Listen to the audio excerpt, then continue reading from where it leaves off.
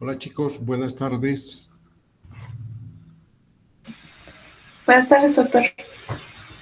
Hoy vamos a continuar nuestro tema. Ayer hablamos de diagnóstico, qué tan importante es la histología. Es la base para el diagnóstico y para cualquier tratamiento. El conocer la histología a través de una biopsia. Esta biopsia puede ser a cielo abierto, o sea, incisional, o puede ser una biopsia por punción con guía ecográfica o tomográfica. Y se puede acompañar también con una punción aspirativa con aguja fina para un examen citológico. El examen citológico no es el más importante para hacer el diagnóstico, pero es un coadyuvante para, para el estudio histopatológico, porque a través de la biopsia vamos a tener tejido y el patólogo nos va a estudiar eso, haciendo tinciones especiales y cortes.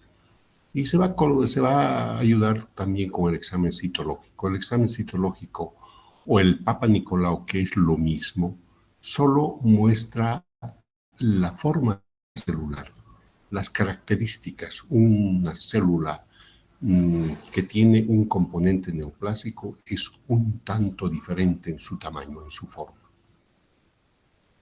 Las pruebas serológicas, esto se refiere a los marcadores tumorales y los exámenes de laboratorio necesarios a realizarse según la patología. Las imágenes diagnósticas, los estudios de extensión, la tomografía. Una tomografía con contraste nos va a permitir tener la imagen adecuada. La resonancia, bueno, aunque estos en el pasado tenían un costo elevado, en la actualidad casi todos los hospitales del sistema ya tienen su tomógrafo y eso está dentro del SUS. ¿Cuál es la anatomía patológica del cáncer, del hepatocarcinoma? Pueden ser masivo y nodular, es el más frecuente, el 90% de los casos. O puede ser difuso, el 10%, es el menos. Entonces, pero la agresividad es el mismo, jóvenes. ¿Cuáles son los tipos celulares en esto? El trabecular, ese es el más frecuente. El compacto, el pseudoglandular y el de células claras. El de células claras a veces se confunde con un cáncer de células renales. Entonces, a veces hay que tomar en cuenta que puede ser una zona metastásica de un cáncer de riñón. ¿Cuál es la vigilancia en y el diagnóstico? Hemos dicho los laboratorios, concretamente. Aquí se toma el principal, un marcador tumoral, la alfa-fetoproteína. Este marcador nos va a orientar a un cáncer de hígado, primario de hígado o de vesícula, jóvenes. El otro que se puede pedir es el 19-9, pero ese es patognomónico de un cáncer de vía biliar, o sea que, y conductos pancreáticos. El ideal es el alfa-fetoproteína. A esto hay que agregar que la sensibilidad no es muy alta, pero la especificidad es 91%. Entonces, es bastante importante este marcador tumoral en esta patología. En esto, como en otras patologías, hay que complementar con otros exámenes de laboratorio clínico básicos, desde el hemograma, grupo sanguíneo, tiempo de protrombina, tiempo de tromboplastina, glicemia, creatinina, proteínas, albúmina, transaminasas, fosfatasa alcalina, deshidrogenasa láctica, en fin, todo esto y los electrolitos hay que pedir porque es muy importante para la evaluación y corrección de todas las alteraciones. Otra modalidad de examen es la ecografía. La ecografía es rápida, es bastante económica y abunda por muchos lugares, aunque también es dependiente del operador esto. No todos los lugares donde te hacen ecografía son ideales o son idóneos para hacer una valoración de esto. La ecografía tiene una especificidad muy alta, el 98%. La sensibilidad también es alta comparado con, por ejemplo, con el marcador tumoral. Excelente modalidad. Y aquí tenemos otra cuestión más. El valor predictivo y pronóstico, el 70%. Además que en la ecografía podemos complementar con un estudio de Doppler.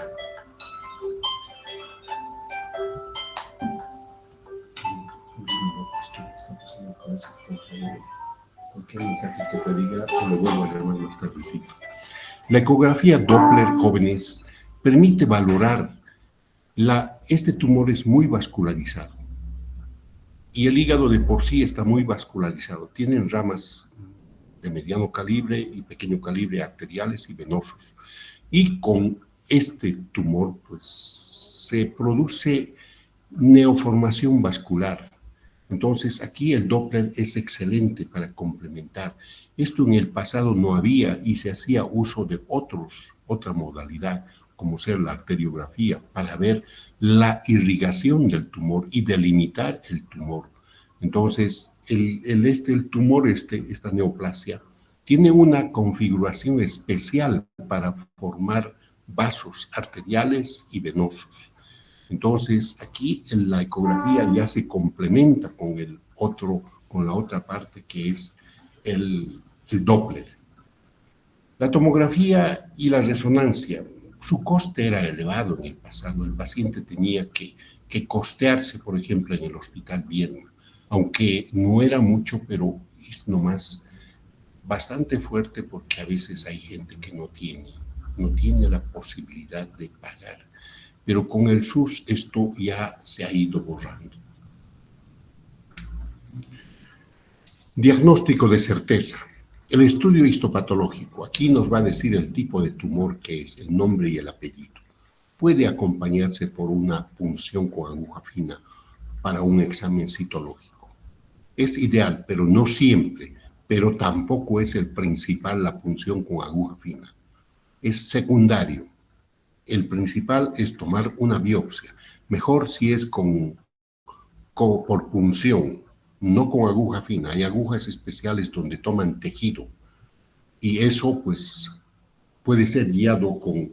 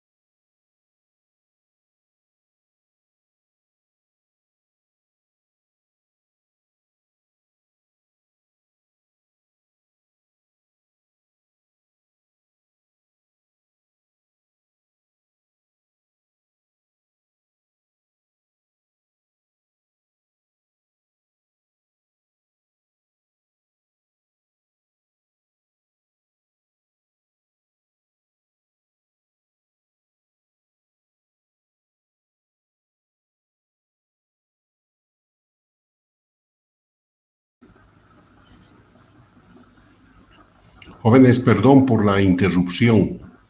Bueno, les decía que el estudio de certeza, el más importante, es el histológico, el histopatológico, y esto se hace teniendo una muestra de tejido. Puede ser por la modalidad que quieran, por punción puede ser, pero una punción a ciegas no va a localizar, pero una punción guiada por tomografía o por ecografía es el excelente.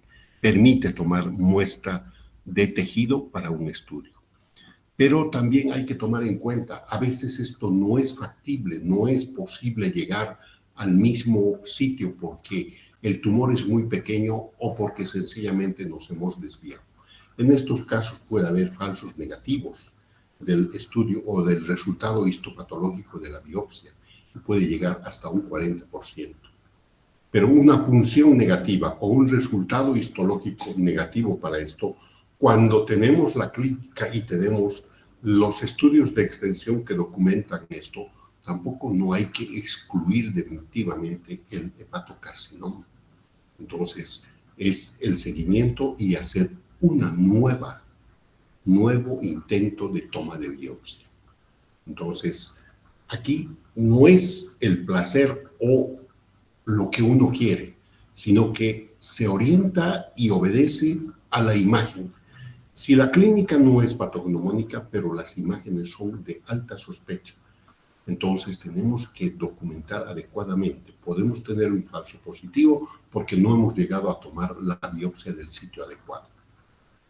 Por imagen, la tomografía y la resonancia definen la extensión del cáncer y te localizan perfectamente el lugar, el tamaño y la ubicación vecina.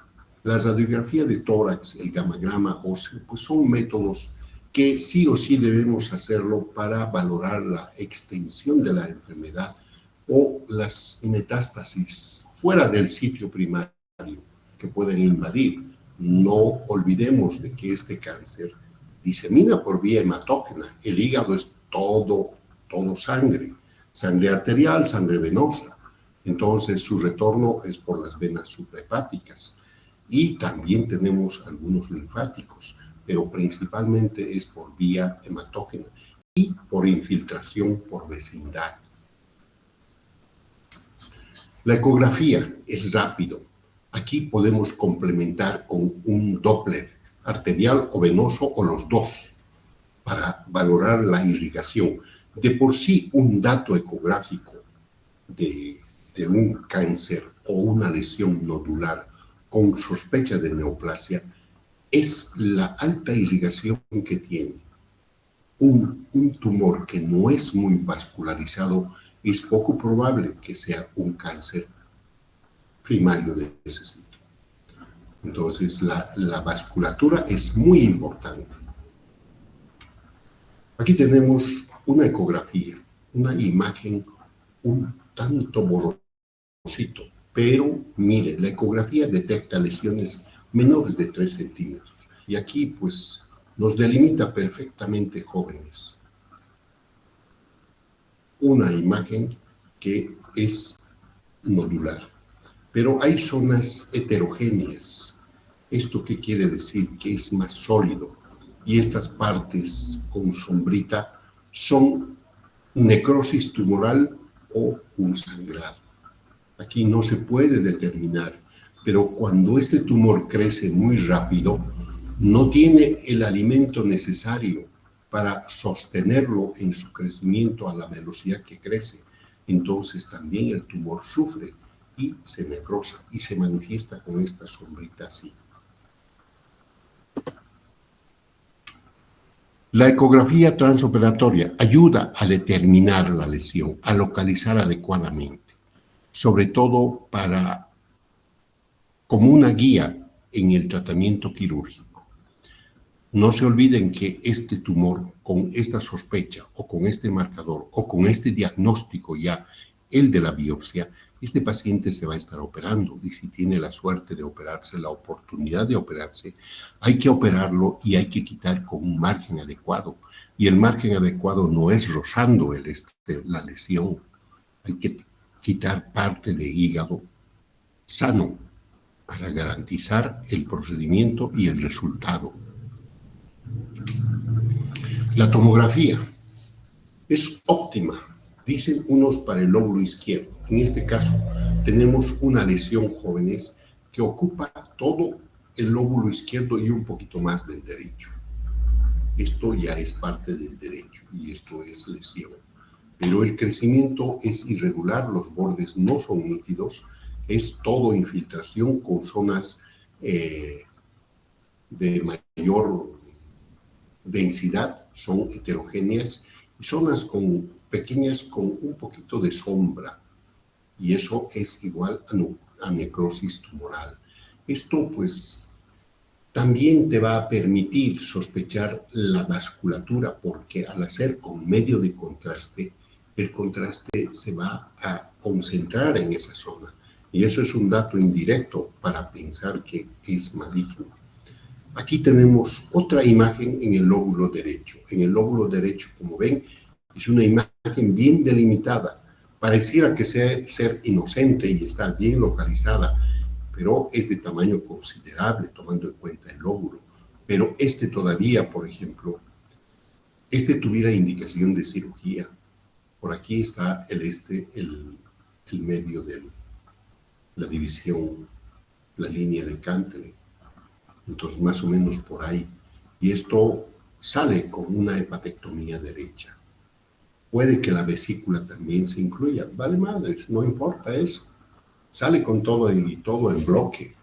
Entonces, para esto nos sirve la tomografía, para ver, valorar de manera tridimensional, porque las tomografías son tridimensionales en la actualidad. Solo los equipos antiguos son los que no hacen esto.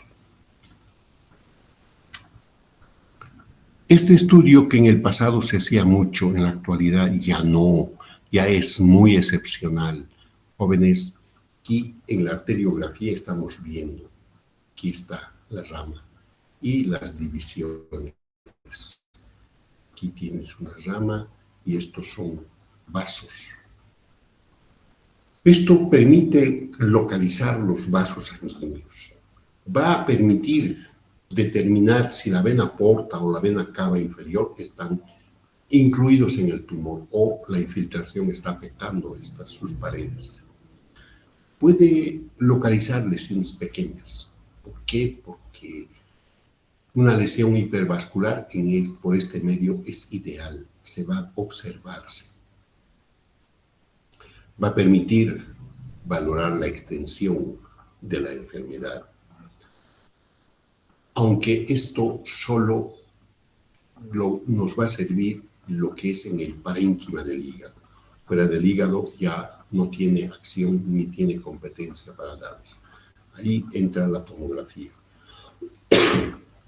Pero si es que vamos a diferenciar entre la tomografía y la arteriografía es mucho más ventajosa para determinar la vasculatura.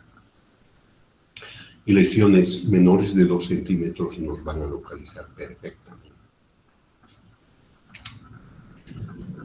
Ahora, parte del diagnóstico también es la laparoscopía. La laparoscopía exploradora. Esto permite disminuir las laparotomías innecesarias. Entonces, a través de esto también podemos tomar una biopsia con aguja. Y también tenemos el diagnóstico.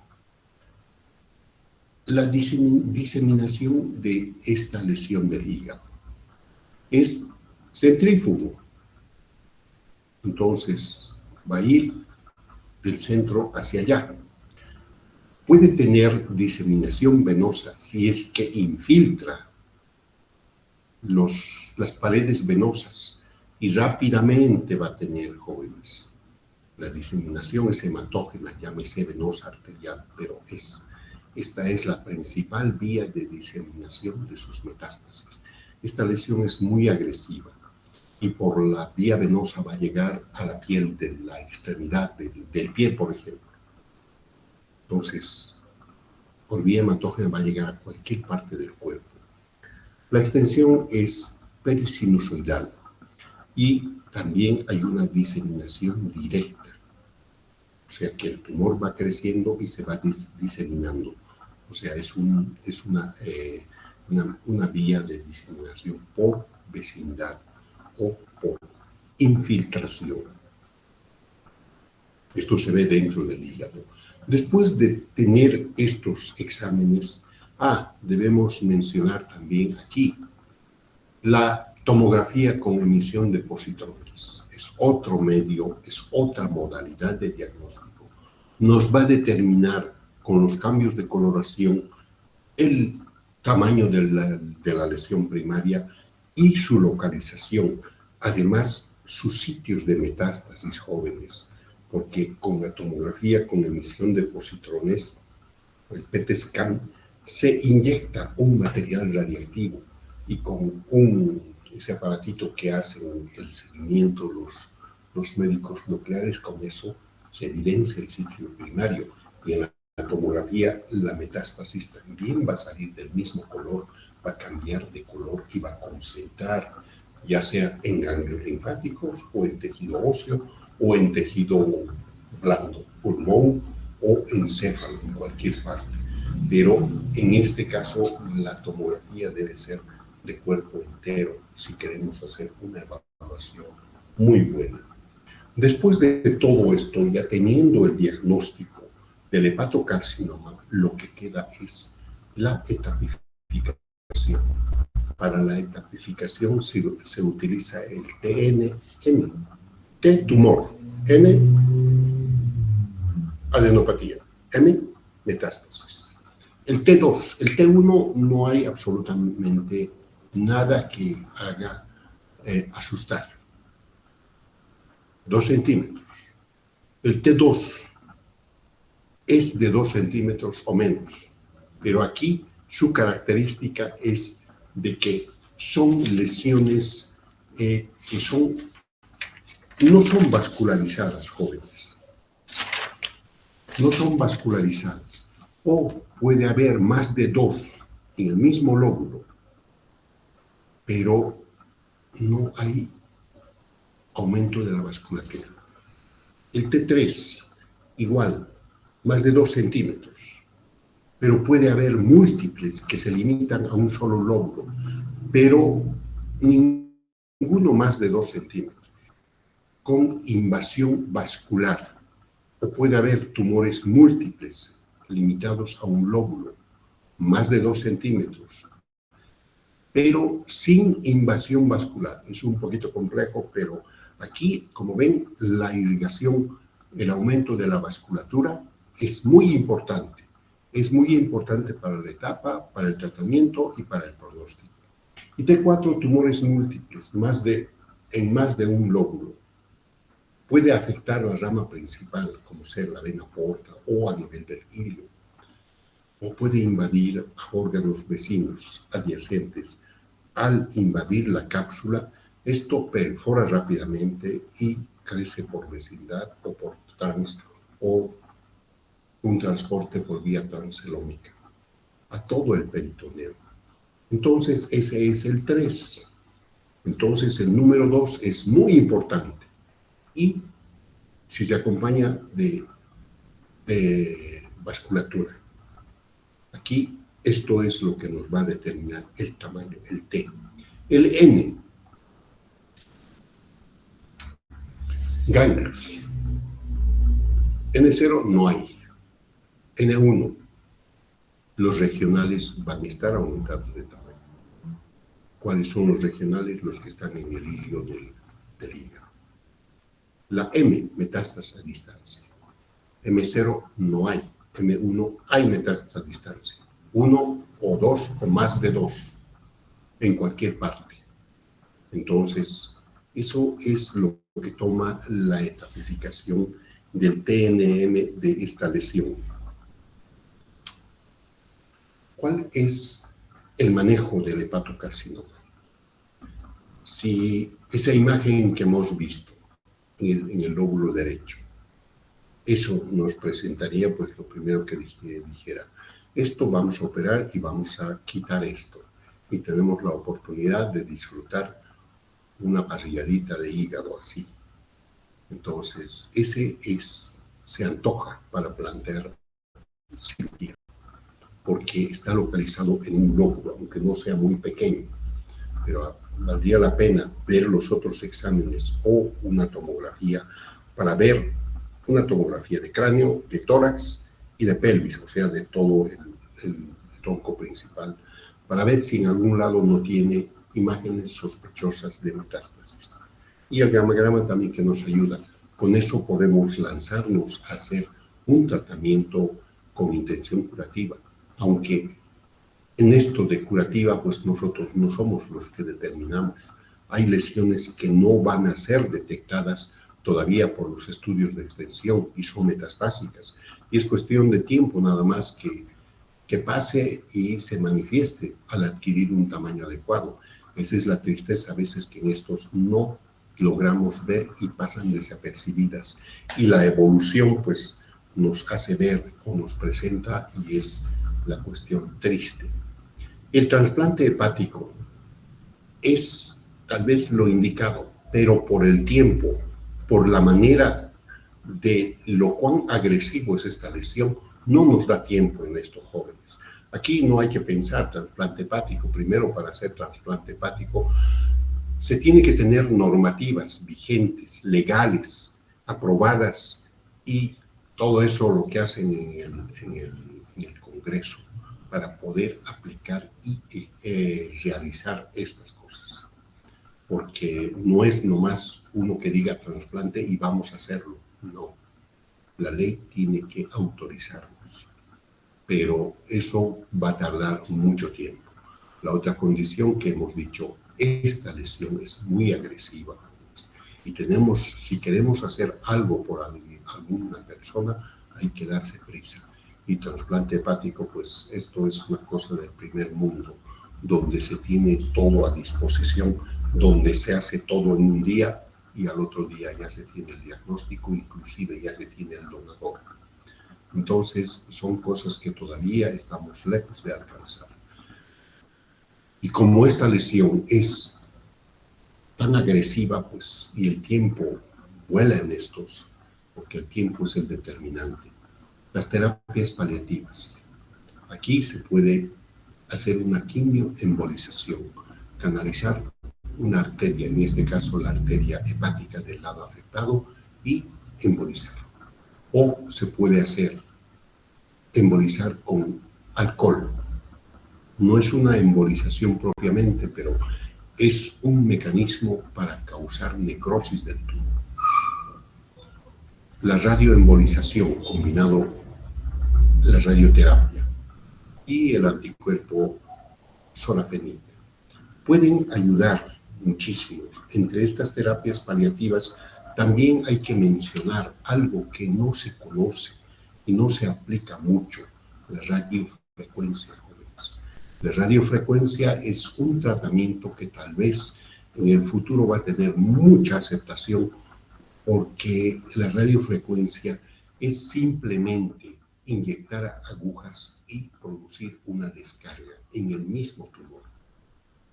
Entonces, estas agujas se pueden inyectar directamente o con protectores, pero produce un alivio. ¿Por qué? Porque va a necrosar el tumor localmente y directamente. Y esto, por ende, al paciente le da mejor calidad de vida. La resección quirúrgica. Aquí hay que tomar en cuenta, si vamos a pensar en hacer una resección del hígado, que el resto del hígado no sea cirrótico, jóvenes. Este hepatocarcinoma se origina en un hígado cirrótico en el 80% de los casos. Entonces vale la pena hacerle todos los exámenes y documentar que este hígado no sea cirrótico, porque si el hígado es cirrótico, igual el paciente va a fallecer por insuficiencia hepática. Y no vale la pena someterlo a un martirio si el pronóstico estamos sabiendo que primero por la enfermedad, mal pronóstico, y segundo por un hígado cirrótico que va a potenciar más todavía el mal pronóstico, no vale la pena. Entonces también hay que tomar en cuenta que Duele a la familia, pero más les va a doler el sufrimiento al cual le sometemos al paciente, y de todas maneras el paciente no va a despertar después de la cirugía, porque el hígado va a ser insuficiente, porque es un hígado cirrótico que ya ha perdido su capacidad de su función natural. Entonces, en esto, al hacer las resecciones, a veces el crecimiento es grande o puede haber en el mismo lóbulo varios focos. Hay que asegurarse de que todo eso se ha incluido en la cirugía, en la resectiva de esta parte del hígado.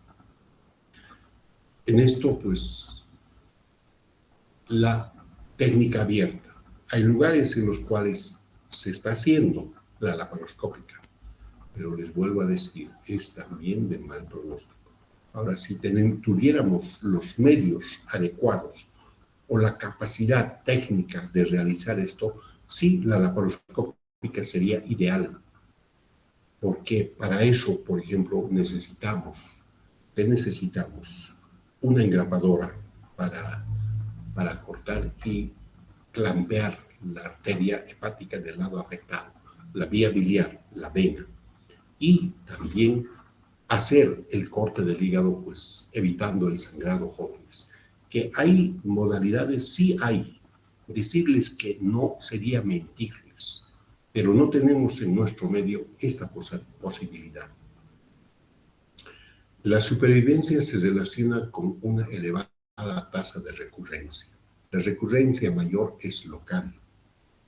Entonces, yo creo que excepcionalmente este porcentaje de 5 años, el 70%, pues en nuestro medio no es factible. En esto los pacientes tienen que ser bien seleccionados con la función del otro lóbulo. Y si en el otro lóbulo hay un pequeño nódulo que no ha sido detectado por los estudios realizados, eso es cuestión de tiempo. 1 mes, 2 meses ya tenemos el mismo tamaño del que hemos quitado. Entonces también el paciente va a fallecer. Esa es la gran cuestión que hay que tomar en cuenta. Pero las hepatectomías, ni tanto parciales, pero lo ideal siempre es la mitad, la hepatectomía. Ahora, dependerá del tamaño. Puede hacerse una segmentectomía, pero dependerá del tamaño de la lesión. En esto tiene que estar la lesión confinado al hígado, jóvenes. Pero es demasiada casualidad encontrar un paciente que va a tener este tipo de cáncer que sea primario del hígado y esté localizado en el hígado, o por lo menos en uno de los lóbulos. El trasplante de hígado, como les dije, necesita una normativa legal, que eso pues el Congreso tiene que autorizar. Esto en nuestro medio no es factible todavía. Tampoco en las grandes ciudades, en todos los lugares se hace. Tiene que tener una autorización expresa. Si no hay eso, es mejor no hacer, porque la ley para estas cosas es muy, muy, muy ágil y muy veloz. Y al que está haciendo o al que ha hecho, pues se lo llevan porque simplemente no ha cumplido la ley. Otra forma es la ablación percutánea. Entonces, los pacientes que no tienen opción o alternativa quirúrgica, pero son tratamientos básicamente heroicos. Aquí entra la radiofrecuencia. Esto es lo que les hablaba hace un momento. Es inocua, es segura y es efectiva para dar calidad de vida. Entonces, aquí no toma en cuenta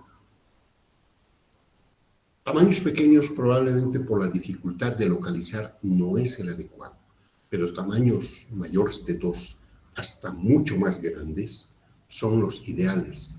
¿Y qué va a producir? Se funciona en el sitio del tumor una aguja y ahí se descarga la energía para producir necrosis, pero necrosis controlada.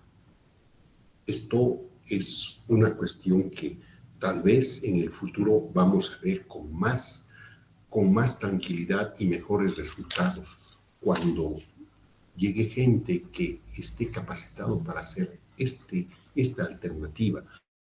Esto no solamente es para el hígado, es para las lesiones metastásicas de cualquier lugar donde ya la enfermedad nos ha ganado, para mejorar la calidad de vida y hacer un tratamiento paliativo. La embolización de la arteria hepática, se hace una laparotomía, se canaliza la arteria, se deja un catéter y es ahí donde se inyecta la sustancia que vamos a utilizar para embolizar. La quimioembolización es algo parecido a esto. Se usa estos citostáticos, pero en la actualidad hay otros más que se hace uso.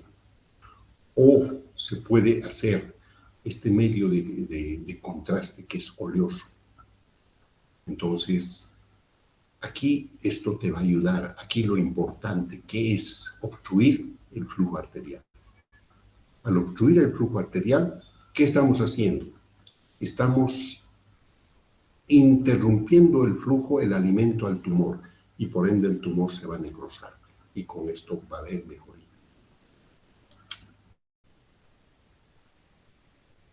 Se inyecta el agente citostático. Primero hay que canalizar, hay que cateterizar la arteria. Es difícil decir, esta es la arteria nutricia. Hay que cateterizar la arteria del lado afectado. Y con esto lo más que puede entrar y dirigido a ese sitio. Y listo. La sangre va a llegar, el agente embolizante va a llegar y va a producir una oclusión al flujo arterial. Y esto va a causar necrosis del mismo tumor, o sea, del cáncer. Y con esto va a retardar la progresión de esto y va a haber cierta mejoría temporal en el paciente. Va a mejorar la calidad de vida. Indicaciones. Pues tiene que haber un hígado que compense. Pueden ser lesiones multifocales, pero de preferencia, aquí tenemos, por ejemplo, el más oscurito es la arteria y por ende está corriendo un catéter que va dirigido directamente al tumor. El tumor es este, jóvenes, es este, y este es el catéter. Y esto está por fuera. Aquí se va a conectar a un sistema donde se va a inyectar el citostático que va a embolizar. Entonces, esto permite necrosar esto, pero para esto también debe ser tumores multifocales, entran en esto, pero no tener diseminación extrahepática. Y aquí es un poquito difícil tener, porque esta lesión ya es grande y como es una lesión muy agresiva, posibilidad de metástasis ya tiene. ¿Cuáles son las contraindicaciones para esto? Descompensación de la cirrosis. Aquí la cirrosis es, si esto hago y el paciente tenía cirrosis, probablemente el paciente va a entrar en insuficiencia hepática y va a fallecer.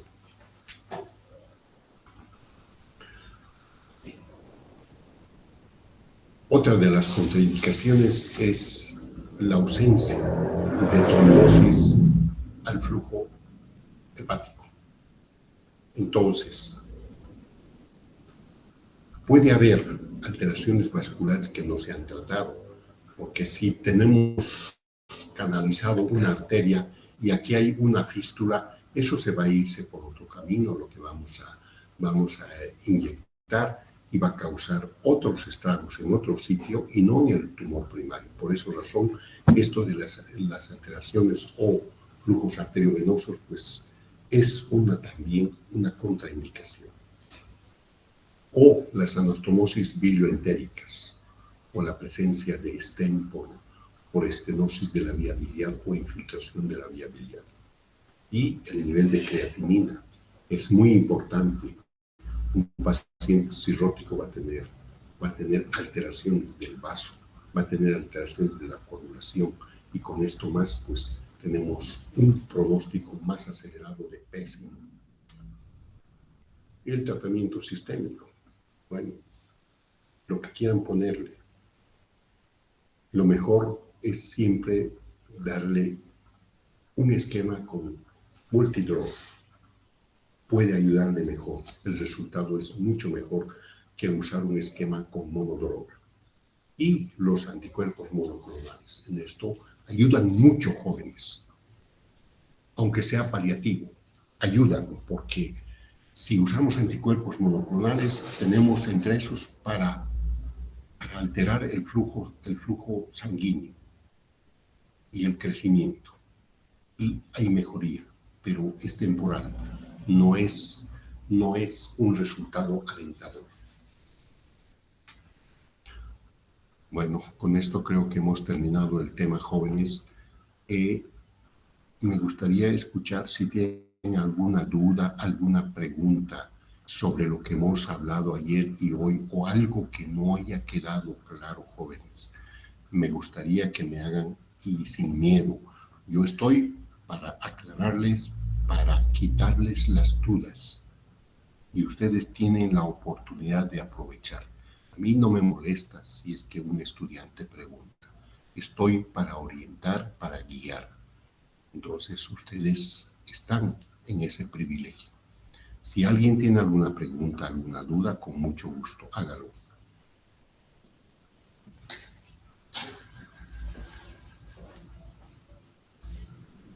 Doctor, ¿Qué dicen, chicos? Doctor.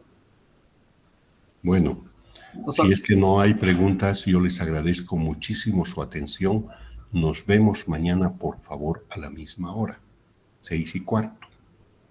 Está bien, doctor. Gracias. Listo, chicos. Muchas gracias por su tiempo. Chao, hasta mañana. Hasta luego, doctor. Bien, doctor. Adiós.